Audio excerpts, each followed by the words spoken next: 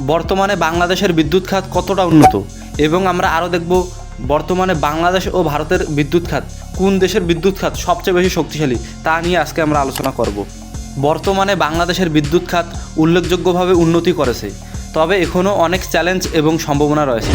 সাম্প্রতিক বছরগুলোতে সরকারের উচ্চ আকাঙ্ক্ষা এবং বৈশ্বিক শক্তি ট্রানজিশন প্রচেষ্টার সাথে সামঞ্জস্য রেখে বিদ্যুৎ খাতের বেশ কিছু উন্নয়ন সাধিত হয়েছে। 2024 সালে বাংলাদেশের বিদ্যুৎ খাতের উন্নয়নকে বোঝার জন্য এর ইতিহাস, বর্তমান অবস্থা, নীতি ও পরিকল্পনা এবং ভবিষ্যতের চ্যালেঞ্জগুলো আলোচনা করা জরুরি। বাংলাদেশের স্বাধীনতার পর থেকেই বিদ্যুৎ উৎপাদন, সঞ্চালন এবং বিতরণের জন্য বিভিন্ন পরিকল্পনা গ্রহণ করে আসছে। স্বাধীনতার প্রথম দিকে বিদ্যুৎ সরবরাহ খুবই সীমিত ছিল, যেখানে দেশের একটি ক্ষুদ্র অংশ বিদ্যুতের আওতায় ছিল। 1972 সালে কেবলমাত্র 3% জনগণ বিদ্যুৎ সুবিধা পেত। ধীরে ধীরে দেশের শিল্পায়ন এবং জনসংখ্যার বৃদ্ধির সাথে বিদ্যুতের চাহিদা বাড়তে থাকে। সেই চাহিদা পূরণের জন্য সরকার বিদ্যুৎ উৎপাদন ক্ষমতা বাড়ানোর পাশাপাশি সঞ্চালন ও বিতরণ ব্যবস্থার উন্নয়নেও কাজ করে। 2000 সালের পর থেকে দেশের বিদ্যুৎ খাতে আরও উল্লেখযোগ্য অগ্রগতি ঘটে। 2009 সালে সরকার জাতীয়ভাবে বিদ্যুৎ উন্নয়ন পরিকল্পনা গ্রহণ করে এবং 2021 সালের মধ্যে 24,000 মেগাওয়াট বিদ্যুৎ উৎপাদনের লক্ষ্যমাত্রা নির্ধারণ করে। এর ফলে নতুন বিদ্যুৎ কেন্দ্র স্থাপন, বিদ্যুৎ সঞ্চালন ব্যবস্থা সম্প্রসারণ এবং নবায়নযোগ্য জ্বালানি উচ্চ ব্যবহার বৃদ্ধির দিকে নজর দেওয়া হয়। 2024 সালে এসে বাংলাদেশের বিদ্যুৎ খাত কিছু উল্লেখযোগ্যভাবে সাফল্য অর্জন করেছে। বর্তমানে বিদ্যুৎ উৎপাদন ক্ষমতা 25,000 মেগাওয়াটেরও বেশি, যা 2009 সালের তুলনায় প্রায় 3 গুণ। দেশের প্রায় 99% মানুষ এখন বিদ্যুৎ সুবিধার আওতায় এসেছে, যা একটি বড় অর্জন। তবে উৎপাদন ক্ষমতা বৃদ্ধির সাথে সাথে দেশে বিদ্যুৎ ঘাটতির সমস্যা পুরোপুরি সমাধান হয়নি। সঞ্চালন এবং বিতরণ ব্যবস্থার দুর্বলতার কারণে এখনও বিভিন্ন এলাকায় লোডশেডিং হচ্ছে। বিদ্যুৎ সরবরাহ ব্যবস্থার আরও উন্নয়ন প্রয়োজন, বিশেষ করে গ্রাম্য অঞ্চলে।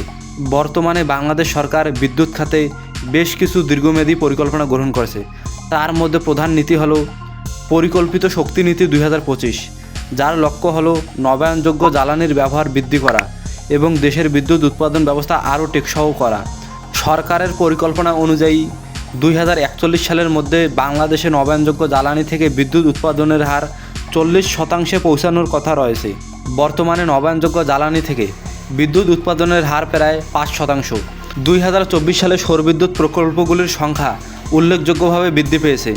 বাংলাদেশের জ্বালানি নীতি অনুযায়ী সৌর বিদ্যুৎ থেকে বিদ্যুৎ উৎপাদনের হার বাড়ানোর প্রচেষ্টা অব্যাহত রয়েছে।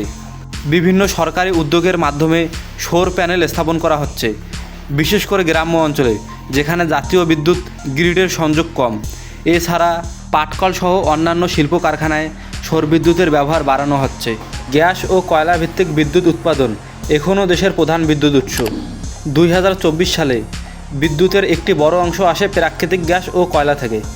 তবে এই নির্ভরতা কমানোর জন্য সরকার এলএনজি আমদানির উপর গুরুত্ব দিচ্ছে। সরকারের বর্তমান লক্ষ্য হল দেশীয় গ্যাস ও কয়লার ব্যবহার কমিয়ে আনতে ধীরে ধীরে বৈশ্বিক জ্বালানি উৎসের উপর নির্ভরশীলতা বাড়ানো। কিন্তু বাংলাদেশের বিদ্যুৎ খাতের উন্নয়নের পিছনে অনেকগুলো চ্যালেঞ্জ রয়েছে, যার মধ্যে প্রধান হল প্রাকৃতিক গ্যাসের সরবরাহে অনিশ্চয়তা এবং সঞ্চালন ও বিতরণ অবকাঠামোর দুর্বলতা। বিদ্যুৎ উৎপাদনের ক্ষেত্রে গ্যাসের উপর নির্ভরশীলতা অনেক বেশি, যা প্রায় 55% বিদ্যুৎ উৎপাদনের জন্য দায়ী। তবে দেশের গ্যাস রিজার্ভ দ্রুত হ্রাস পাচ্ছে এবং নতুন গ্যাস ক্ষেত্র আবিষ্কারের হার তুলনামূলকভাবে কম। গ্যাসের সরবরাহ কমে আসায় বিদ্যুৎ উৎপাদনে সমস্যার সম্মুখীন হওয়ার ঝুঁকি রয়েছে। বাংলাদেশ সরকার আগামী কয়েক বছরের মধ্যে দেশের বিদ্যুৎ উৎপাদন খাতে আরও উন্নয়ন সাধন করতে চায়। 2041 সালের মধ্যে দেশের বিদ্যুৎ উৎপাদন সক্ষমতা 60,000 মেগাওয়াটে পৌঁছানোর লক্ষ্যমাত্রা রয়েছে। এই লক্ষ্যে পৌঁছানোর জন্য আরও পারমাণবিক বিদ্যুৎ কেন্দ্র স্থাপন, নবায়নযোগ্য শক্তির ব্যবহার বৃদ্ধি এবং এলএনজি আমদানির উপর জোর দেওয়া হবে। এছাড়া বৈশ্বিকভাবে জলবায়ু পরিবর্তন ও কার্বন নির্গমন হ্রাসের লক্ষ্যে বাংলাদেশও সাস্টেইনেবল এনার্জির উপর জোর দিচ্ছে। জাতিসংঘের নেট জিরো লক্ষ্য পূরণের লক্ষ্যে 2050 সালের মধ্যে কার্বন নির্গমন শূন্যে নামানোর প্রতিশ্রুতি নিয়েছে বাংলাদেশ। এজন্য নবায়নযোগ্য শক্তির ব্যবহার বৃদ্ধি করা এবং প্রচলিত জীবাশ্ম জ্বালানির উপর নির্ভরশীলতা কমানোর দিকে অগ্রসর হচ্ছে। 2024 সালে বাংলাদেশের বিদ্যুৎ খাত উল্লেখযোগ্য অগ্রগতি করেছে, তবে অনেক চ্যালেঞ্জ রয়ে গেছে। উৎপাদন ক্ষমতা বৃদ্ধি পেলেও সঞ্চালন ও বিতরণ ব্যবস্থার উন্নয়ন প্রয়োজন। নবায়নযোগ্য জ্বালানির দিকে আরও বেশি মনোযোগ দিতে হবে, বিশেষ করে সৌরবিদ্যুৎ ব্যবহারের ক্ষেত্রে।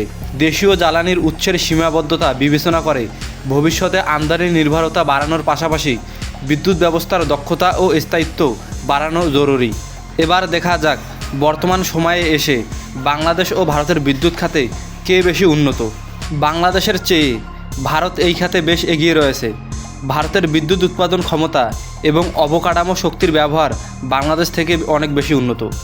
ভারত বিশ্বের তৃতীয় বৃহত্তম বিদ্যুৎ উৎপাদক দেশ। দেশটির বিদ্যুৎ উৎপাদন ক্ষমতা 400 গিগাওয়াটেরও বেশি, যা উল্লেখযোগ্যভাবে বড়। ভারত বিশেষ করে সৌর ও বায়ু শক্তির ক্ষেত্রে বিশাল অগ্রগতি করেছে। এই শক্তির ক্ষমতা প্রায় 175 গিগাওয়াট ছড়িয়ে গেছে।